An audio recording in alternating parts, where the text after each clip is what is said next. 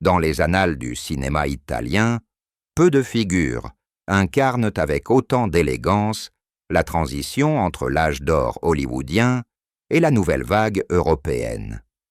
Claudia Cardinale, née sous le soleil tunisien en 1938, a traversé les écrans comme une comète, illuminant plus de 150 films sous la direction de maîtres tels que Luchino Visconti, Federico Fellini ou Sergio Leone. Son regard magnétique, sa silhouette altière et sa voix, aux accents méditerranéens, ont séduit des générations, faisant d'elle non seulement une actrice, mais un symbole de liberté et de sensualité affirmée. Ce mardi 23 septembre 2025, l'annonce de sa disparition à l'âge de 87 ans a plongé le monde du 7e art dans un deuil silencieux, rappelant combien le cinéma doit à ces icônes qui ont redéfini la féminité au XXe siècle. La nouvelle a été confirmée par sa famille dans un communiqué sobre, publié en fin de matinée depuis Nemours, la petite commune de Seine-et-Marne, où l'actrice avait élu domicile ces dernières années. Claudia Cardinale s'est éteinte paisiblement dans son sommeil, des suites d'une insuffisance cardiaque, entourée de ses proches. Elle est partie comme elle a vécu, avec dignité et discrétion, a déclaré son fils, Patrick, producteur et gardien de son héritage artistique. Ce départ, survenu à quelques jours de son 98e anniversaire, survient après une vie marquée par des engagements humanitaires intenses, ambassadrice de bonne volonté de l'UNESCO depuis 2000. Elle s'était investie dans la lutte contre la myopathie et le sida, voyageant jusqu'aux confins de l'Afrique pour sensibiliser à ces causes. Pour retracer le parcours de cette fille de la Méditerranée, il faut remonter à Tunis, où elle voit le jour, le 15 avril 1938, d'un père ingénieur sicilien et d'une mère française. Élève turbulente, elle remporte un concours de beauté à 17 ans, qui la propulse vers Rome et le cinéma.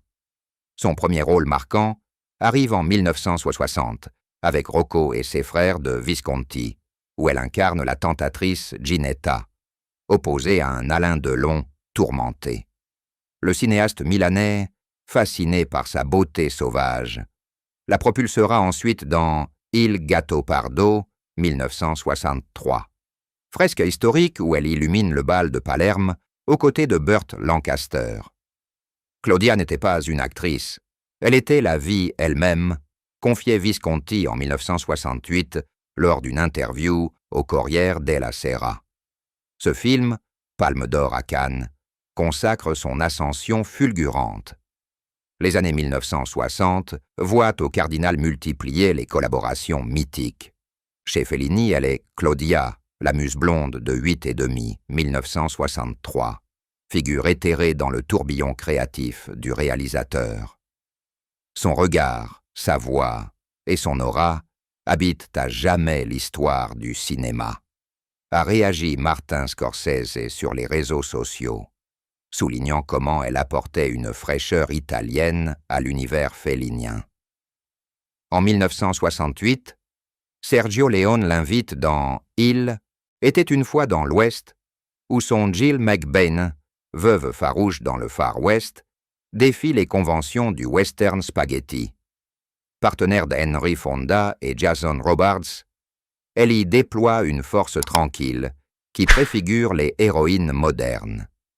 Plus tard, des incursions en France avec Le Guépard ou La Panthère Rose, 1963, la lient à Peter Sellers, élargissant son rayonnement transalpin. Au-delà des plateaux, Cardinale menait une existence discrète, refusant les excès du star system.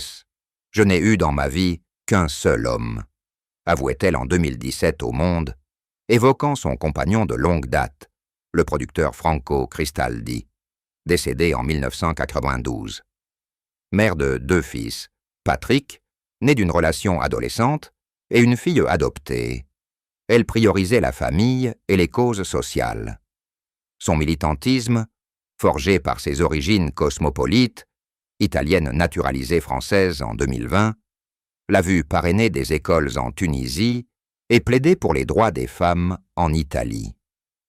Analysant son œuvre, les critiques soulignent comment elle a incarné la transition d'une féminité passive à une émancipation active, de la séductrice passive dans La ragazza con la valigia, 1961, à la leader intrépide dans 100 000 $, Au soleil, 1964, de Henri Verneuil.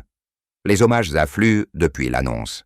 À Rome, le président italien, Sergio Mattarella, a salué une des plus grandes actrices de tous les temps, tandis qu'à Paris, la ministre de la Culture, Rachida Dati, évoque une muse des plus grands, qui incarna avec éclat la liberté, la force et l'élégance. Marcello Mastroianni, son complice de plateau, la décrivait déjà en 1970 comme la seule fille simple et saine dans ce milieu de névrosés et d'hypocrites. Des chaînes comme Arte et France 2 ont réagi en modifiant leur grille.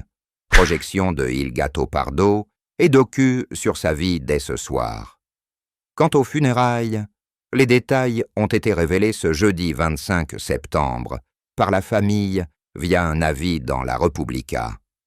La cérémonie aura lieu samedi 27 septembre, à midi, à la basilique Santa Maria Maggiore, à Rome, lieu symbolique où Visconti l'avait filmé pour une scène de Il Gattopardo. Une messe solennelle, présidée par un cardinal proche de l'actrice, rendra hommage à sa foi discrète. Le cercueil, recouvert d'un drap brodé aux couleurs siciliennes, sera porté par des anciens collaborateurs. Le réalisateur Giuseppe Tornatore, l'actrice Monica Bellucci et le compositeur Ennio Morricone Jr., fils du légendaire musicien. Parmi les 500 invités attendus figure Sophia Loren, convalescente mais déterminée à honorer son amie de toujours, ainsi qu'Alain Delon via un message vidéo lu par sa fille Anouchka. La veillée, intime, s'est tenue hier soir à Nemours, avec des lectures de poèmes de Pasolini, que Cardinal admirait. Après l'office, l'inhumation privée aura lieu au cimetière du Verano, aux côtés de parents siciliens. Pas de fleurs, ostentatoires, mais des roses blanches de Tunisie, précise le communiqué, reflétant son attachement aux racines. Cette disparition marque la fin d'une ère pour le cinéma européen, où les actrices comme Cardinal, comparées à Sophia Loren ou Gina Lollobrigida, portaient à elles seules le poids d'une identité nationale. Son legs, une filmographie qui transcende les frontières, influençant des réalisatrices comme Paola Cortellesi ou des icônes hollywoodiennes comme Penelope Cruz. Pourtant, au-delà des analyses critiques, c'est sa vulnérabilité assumée qui résonne. Une femme qui, refusant les rôles stéréotypés, a pavé la voie à une représentation plus nuancée de la féminité. Et vous, cher lecteur, quelle scène de Claudia Cardinal vous hante-t-elle le plus? Son bal somptueux dans Il Gattopardo ou son regard défiant dans Il était une fois dans l'Ouest? Comment imaginez-vous son influence sur le cinéma de demain? N'hésitez pas à commenter ci-dessous, liker cet article et vous abonner pour ne rien manquer des hommages qui se poursuivront.